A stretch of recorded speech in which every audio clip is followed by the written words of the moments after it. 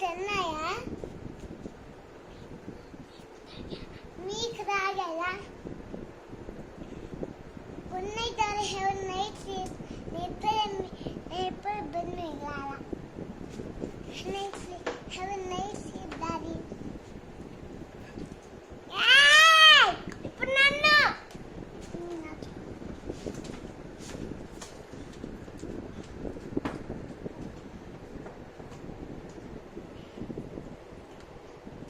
Hi daddy.